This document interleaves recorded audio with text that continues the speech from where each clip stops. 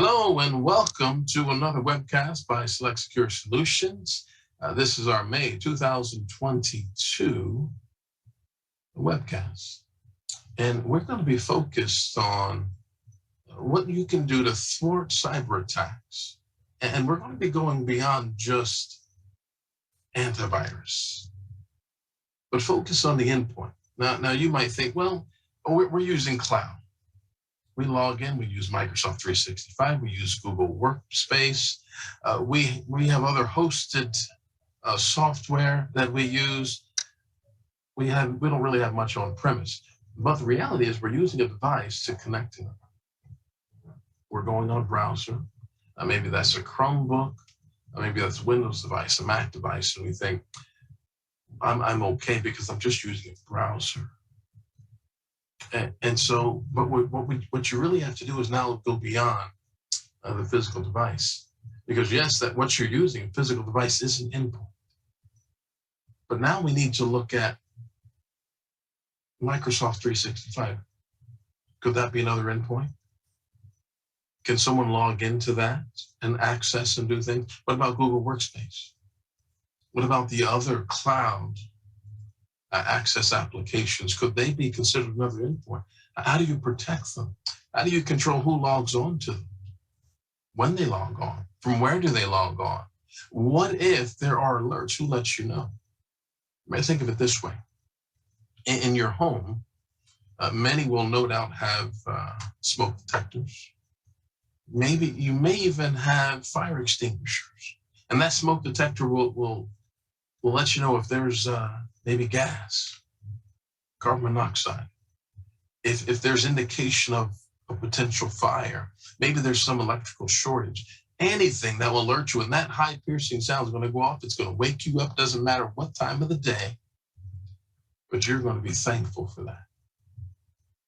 Now maybe many as well, maybe you have an alarm system and there's sensors on your doors and windows. And maybe you even have those smoke detectors connected with your alarm system. So if anything goes off, you're alerted. And maybe you go beyond that. And you have a company monitoring those alerts. So that if you're not there, they're going to take action if something goes south. Maybe they're going to call you to verify that something's really happening. And if they can't get to you, then their next phone call will probably be the police department, fire department. They're going to call 911. And isn't that preferred over not knowing? There's that age-old riddle. If a tree falls in a forest, does it make a sound? Just because no one's there to hear it doesn't mean that it doesn't make a sound. But isn't that what happens if no one is around to hear the alerts? It's as though they didn't happen.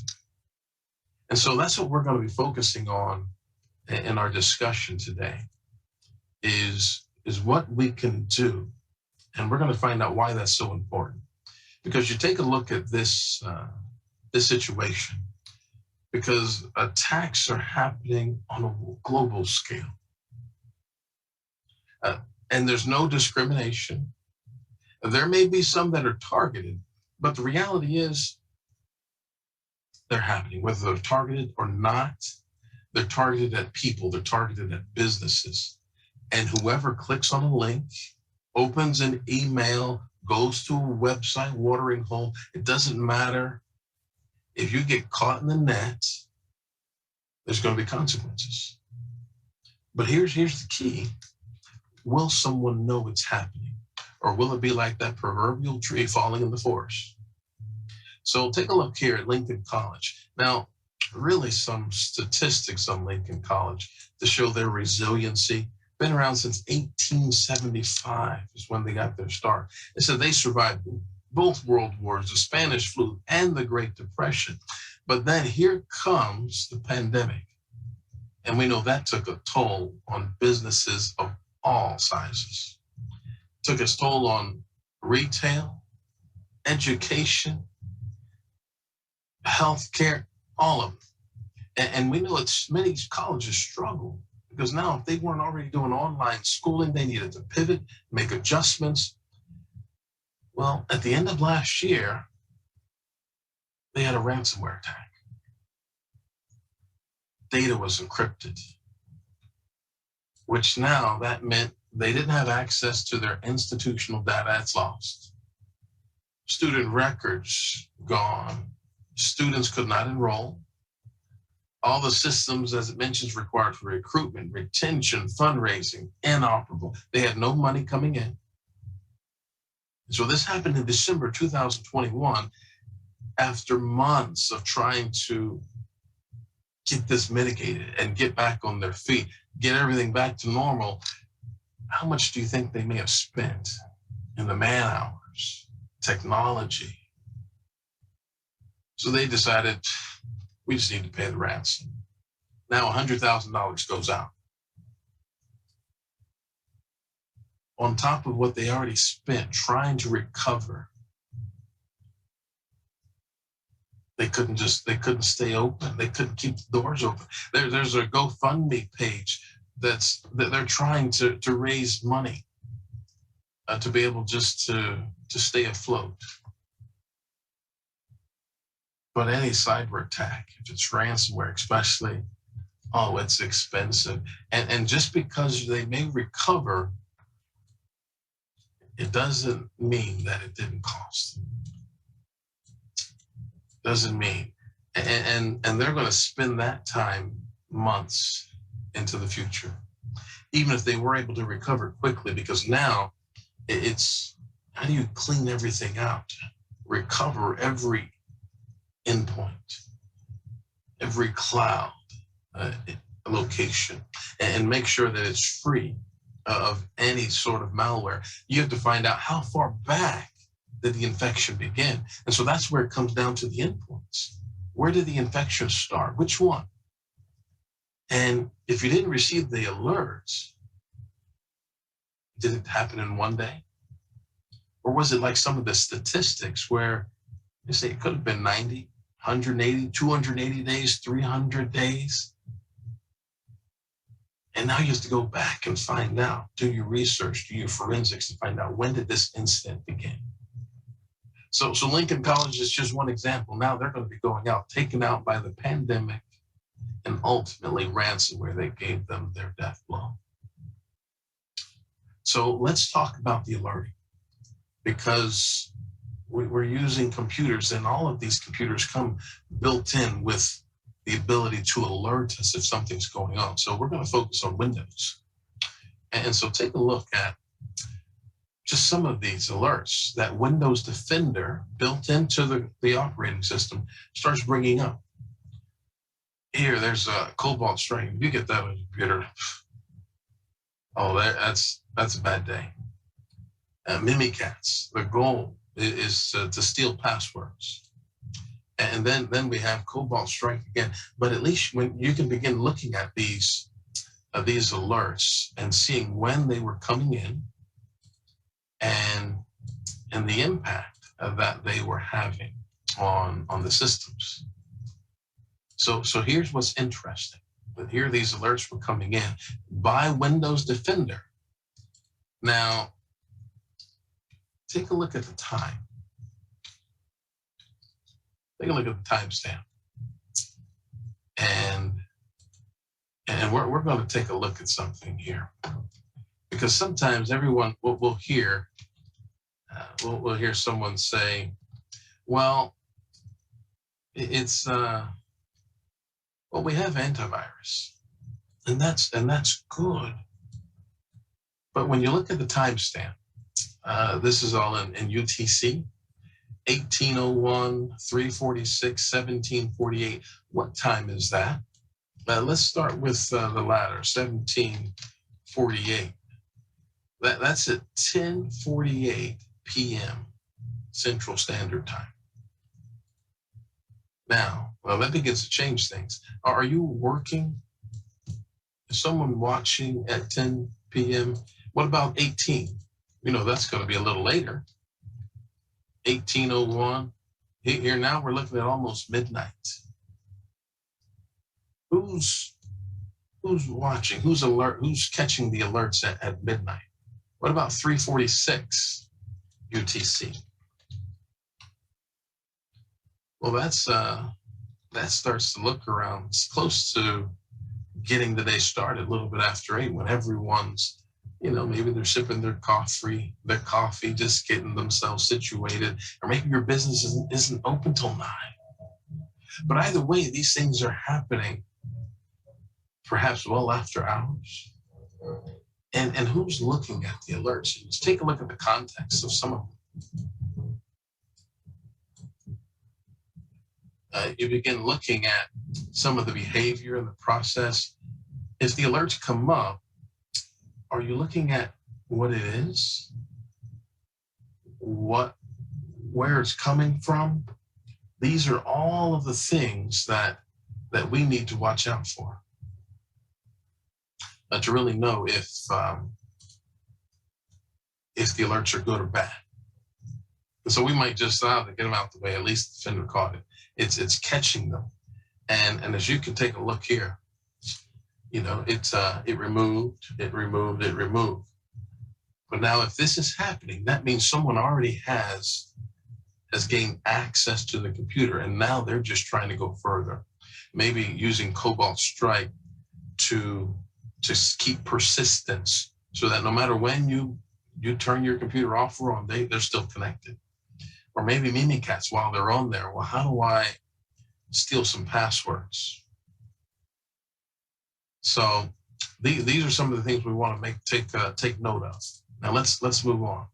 Now, looking at some of the settings within Windows, these are some of the things that you can make sure are available.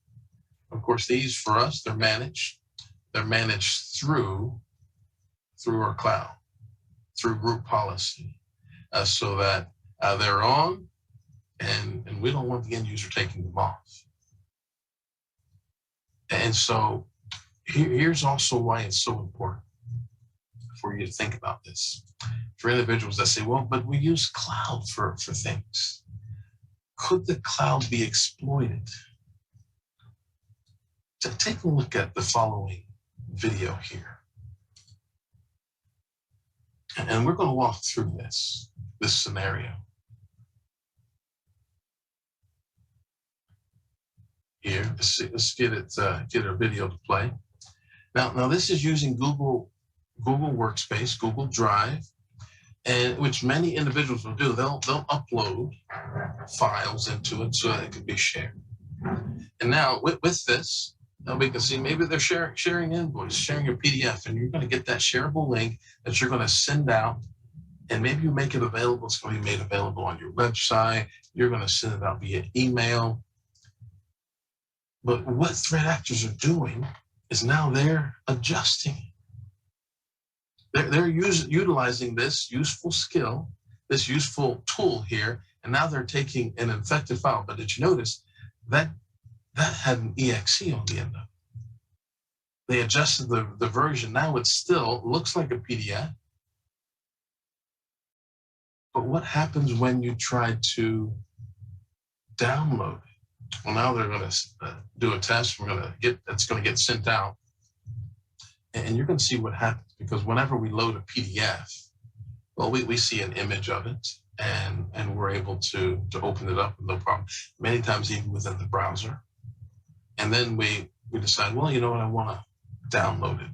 So let's take a look and see what happens, even though they're using the web portal.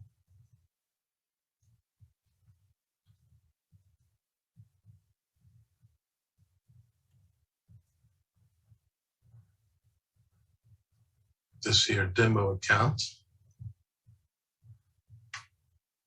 All right, it's going to be sent.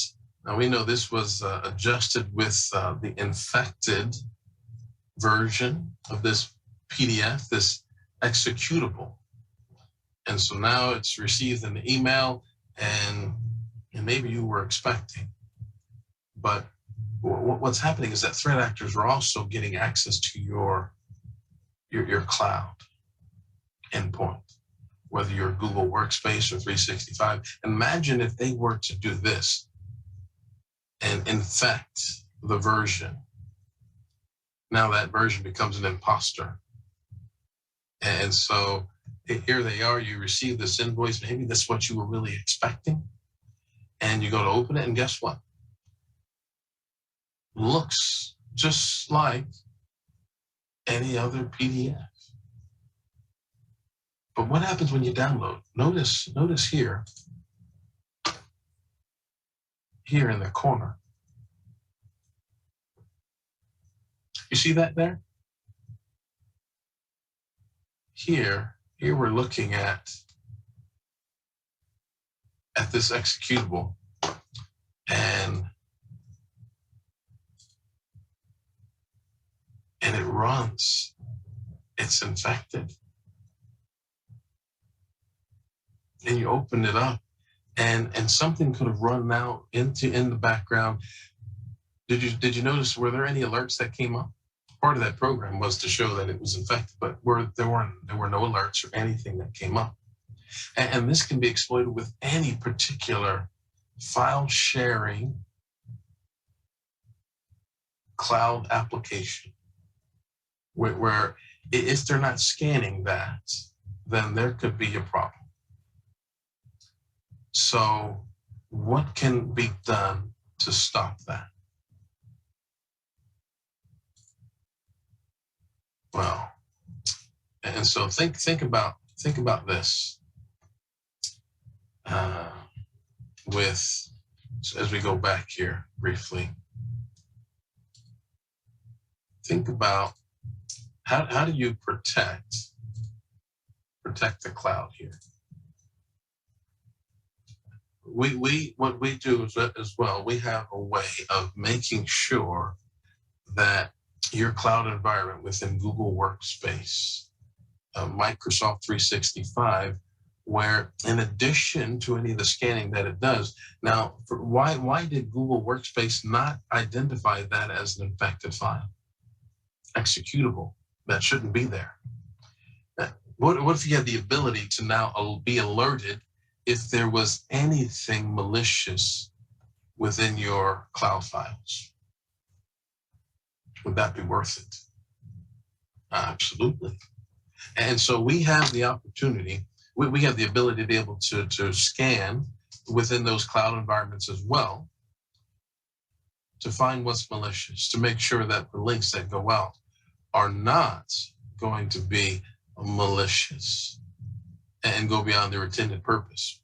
To also be alerted in the event that someone logs in that is not you. And maybe they're coming from another location. Maybe to be alerted if there were multiple attempts.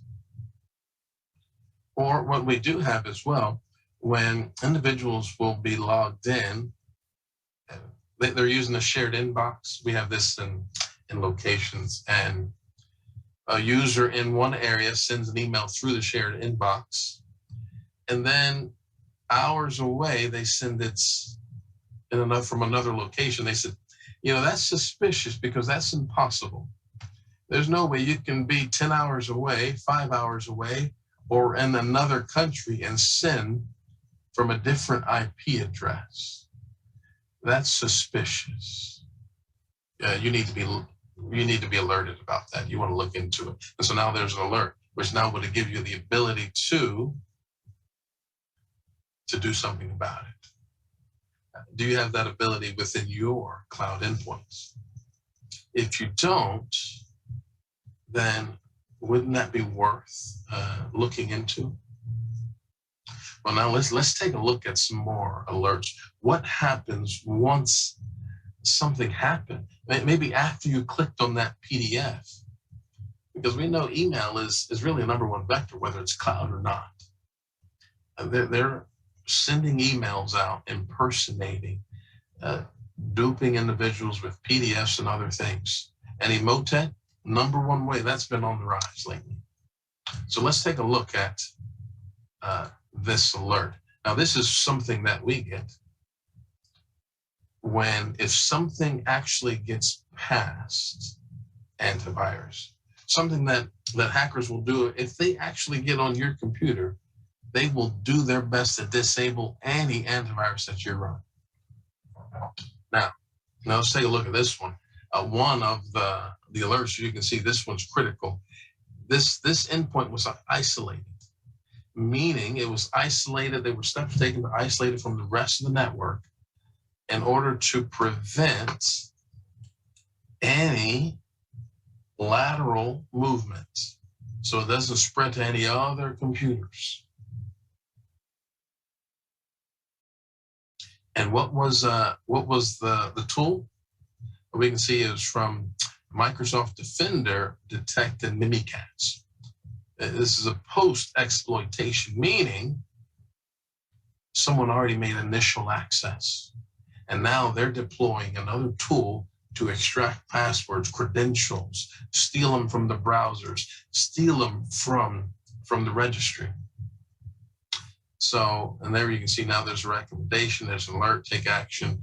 Let's get them off of there and get the passwords rotated as quickly as possible. So let's take a look at another alert. Here's a different one. Same steps. So they're with Mimikatz. Now here's one with you should notice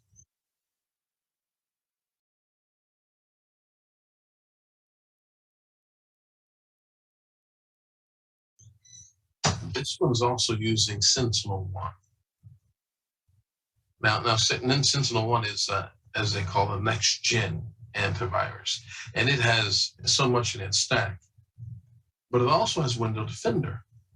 So how is it that this got by? Well, it exploited a vulnerability. Now this is what's interesting, is that you can have all the protection. Now let's say this Sentinel-1 was configured properly, as it should have been. We don't know if it was or not. But Sentinel-1 certainly takes some configuration. It's not your traditional antivirus that you just put on there and let it do its job. No, this, along with other ones such as Cylance, Deep Instinct, CrowdStrike, they require a person to tweak them to be able to run properly within your organization. Now, if that was the case, this particular exploit went after a vulnerability, meaning we know there's behind all of the software and applications, imperfect people. Mistakes are made. And even if they did build it securely, someone found a weakness, a hole. And the vendor, more than likely, it's a possibility the vendor sent out an update. And this particular client did not update.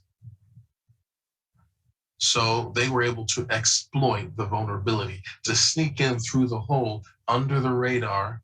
And now they were able to utilize commands already built into the operating system, PowerShell, and to execute and to do it so that the box doesn't pop up, to make sure that it's hidden. And now they were going to start to download a temp file. So the goal is to try to keep this all in memory and download a file from this IP address, mad_mickey.bat. I'll keep it all under the radar. So didn't get, what if there was no alert to that because there was a hole? Or maybe there was someone that logged in with an actual credential because they found it. It was stolen. It was found on the dark web. Or maybe because you clicked on the link and it was a phishing site and they have your credentials and now they're logged on as you. Will you be alerted about those things? That's when you go beyond just having the smoke detector and the sensors that will go off with a blaring alarm. You need someone behind it that's going to inform you that there's a problem. And that's what was happening here. The threat actors made initial access, but on the back end were the threat hunters. the Security Operations Center, that was able now to see what was going on and now alert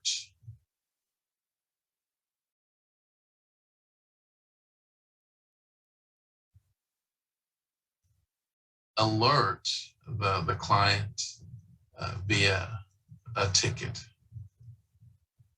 And now this was going to be able to be taken care for. And so let's just go over how this begins to happen. Somehow they get initial access. That could be through phishing email. Maybe they're using OneDrive, they're using Google Workspace, whatever the case is, they get in. Maybe it's a USB drive. Maybe they connected on that port on within your office. Maybe they're on your wireless. Maybe they're still there and you don't know. Either way, they made initial access. Could be through vulnerability, through a printer, through a computer because there's no updates. Or maybe you're running an outdated operating system. Either way, they made initial access and now they're in. Maybe they found some credentials and now what do? Well, they might find out, you know what, there's some backups here as they're perusing the network. In fact, you know what, CrowdStrike mentions that organizations really have about 98 minutes to detect an attacker from initial access to the point they start moving. If you don't catch them within the first 98 minutes, well, we're going to see what happens. They may start moving around, saying, oh, there's some backup shadow copies. Let's see if we can get into there and get rid of them, because we do not want them. We don't want to hinder their ability to pay us. They're going to say, well, you have backups. I said, no, you don't. They're gone. And then they start installing some other things because they want to make sure they can do this quickly. So maybe they're installing some of the other tools that you saw in the alerts, Mimikatz, Cobalt Strike. They disable your antivirus because they don't want you being alerted. And then, as we saw from the other alerts, maybe they start bringing a PowerShell, utilizing the operating system against itself. It's like an autoimmune disease. They start using it to download things that are malicious. And maybe they use some online other access like Pastebin. Maybe they use Google Drive. Maybe they use any other file sharing cloud application, OneDrive, whatever the case is. Maybe they're using it from their personal Hotmail, Outlook, Yahoo, whatever the case is. And then somehow that executable is now executed, which now results in ransomware. That's what happens if it can't be stopped within that first 98 minutes. Then we can see it escalates too far. It gets beyond step one with initial access. If they can be stopped here, well, then you can prevent the rest of these things from happening. And really, it's normally after, if AV doesn't it fails because maybe there was credentials or there was a weakness in the software applications, you can still be alerted. All AV endpoint protection is not made equal. They don't always find the right things. They're not always configured correctly. But when you have people alerting and they see something that looks suspicious, now steps can be taken, as we saw earlier, maybe to isolate them. So let's stop them in their tracks. So what happens next? Well, this is really what starts to happen, because once they've been in your environment, they don't just go after what's there and do ransomware from you. We know that they've been extracting your information, your data, and using that, holding you hostage. So now it's double ransom. You want your data back, and then you need to pay. And if you want to unlock it, you need to pay. But in the process, now they've gathered information about all of your other vendors, employees, everyone. Now they have a way, if they want. Now, how do we begin to attack everyone that's connected?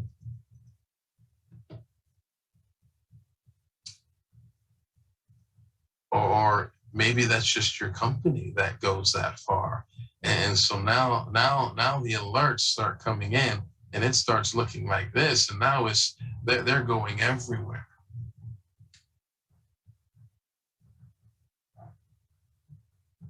Endpoint protection goes beyond the person, the endpoint. It really begins to protect all that person is using, what devices they're connecting on, what cloud applications are they using, and how do we get to the point where you can be alerted about all of those issues? If you can't monitor the endpoint, the identity, and alert on it, then can you really say that you're protected? We continually keep looking for ways to strengthen the defenses there. Is it easy? No, it's challenging. It requires, at times, technology. It requires the people. It requires the process. And as you start adding all those things up, it takes time. It takes money. It takes all of those resources combined together to make sure that the defenses are built up. Because we don't want all of these hosts being infected. We don't want others that are connected with you to be impacted. And so where does it begin? It really begins with protecting the endpoint of the person.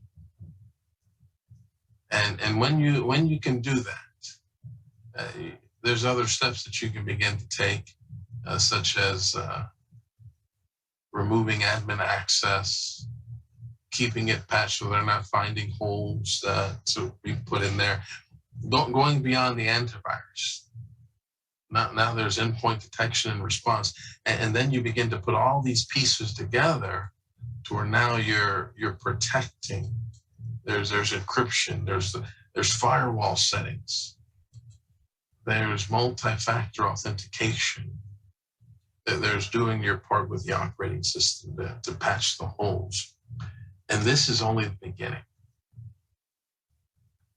And so if you see the need to implement more to strengthen the defense as well, give us a call. Let us help you strengthen those defenses and help you to protect the endpoint. And if you do that, you too will be able to thwart successful cyber attacks. Thanks for tuning in to our May 2022 webcast. We'll see you next month.